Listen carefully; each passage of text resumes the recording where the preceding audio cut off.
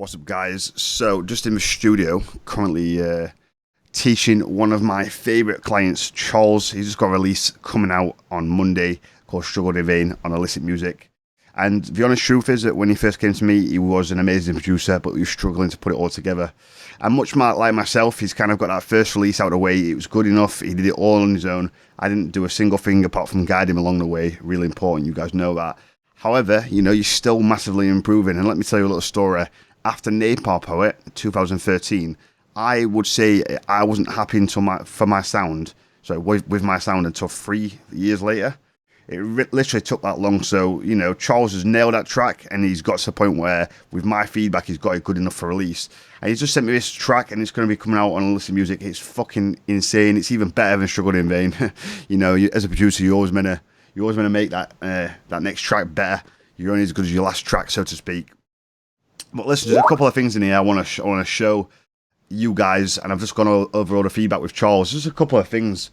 I reckon we could have a little mid bass here to fill out the frequencies. There's some atmosphere that's missing in this section where he starts to take out all of the low end and fades out all the percussion. But what it leaves is a massive gap around 200 to 10k. So it's really important that you're filling that space out. Also, he's got an amazing drop, which we're going to focus on now.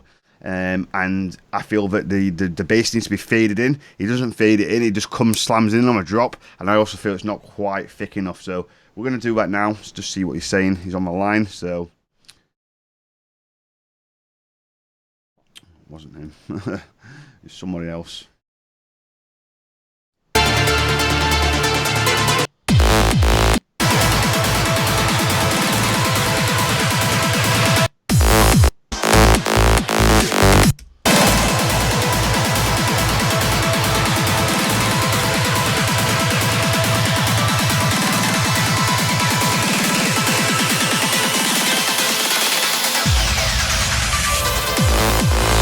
See how it just slams in? It just sounds weird. So something as simple as a bit of feedback can really help. So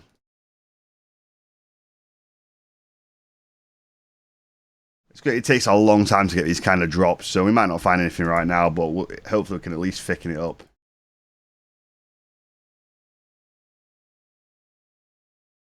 Go to a drop. Sugar.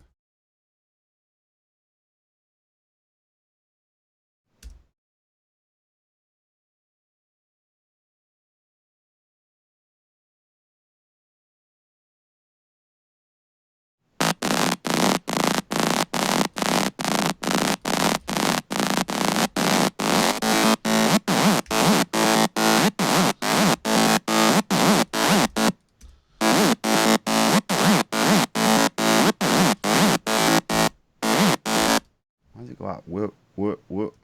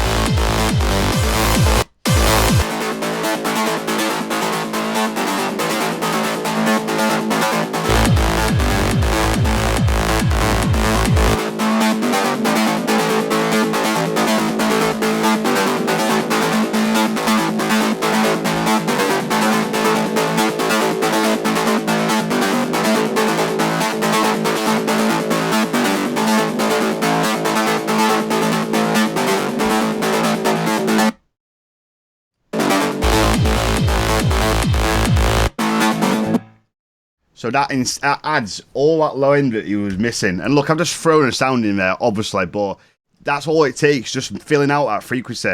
Depending on how good your ears are, that will be a massive difference, or you probably won't be able to hear it. It's one of them things where it's, there's a fancy terminology for it. essentially, if you brought my mum into this studio, I was like, oh, mum, fucking check out this bass line. Like, look how much it adds. She'd be like, what? Like, I can't even hear it. But as a professional producer, that kind of difference is massive, you know? So, yeah, again, it just depends how much you guys know about things. But, yeah, it makes a big difference. Just talk through the processing. We've got the Maggie Q4. I use that on a lot of sounds. It brings things to life. It's just an EQ, and it's just got a really nice setting on there called Female Vocal A. We've got the spread. Now, I spread it across the stereo field 30% because Charles has already got a bass, the kick, and more than likely most of that mid bass in the middle. So by spreading it left and right 30%, it takes it away from the center and just fills it out a little bit. We've got the EQ, which is not doing anything, which is good. It's just taking away that nice... sorry, apologies, it's not taking it away. It's just, yeah, it's just doing your basic EQing. And we've got Omnicide, which is the key to this sound. When you put Omnicide on, you can turn this trim up and down, and turning it down creates a really nice thick sound. So we'll listen to the sound with and without.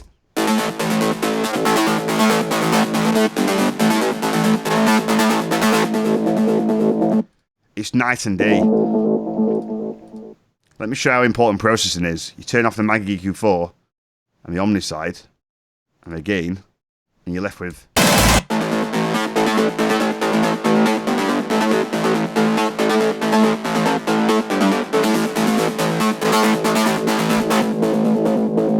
That's why processing is so important in making music. Now, my idea to fade it in should work, fingers crossed.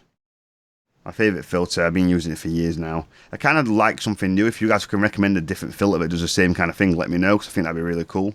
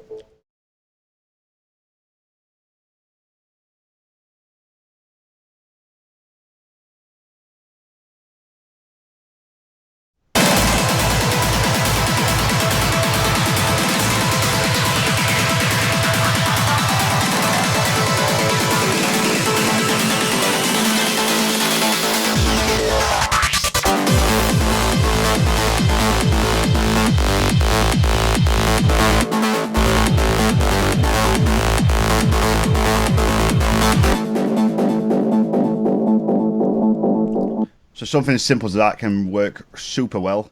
Right, now let's look at this section. We've got... Look, 1 second. One.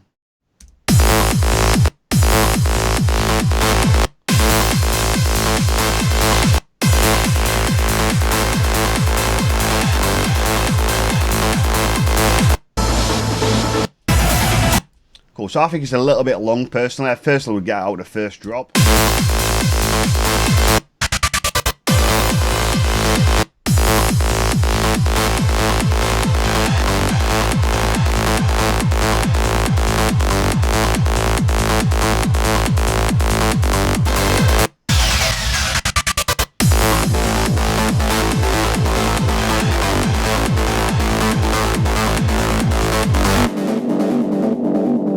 We're just cutting out 8 bars, but them 8 bars aren't needed because 1, it's just dragging on a bit, and 2, I feel that the transition that Charles has done after the drop is not as strong as the other ones. So I said that to him, and I said, oh, actually, just take out that first 8 bars after the drop, and it should make a big difference.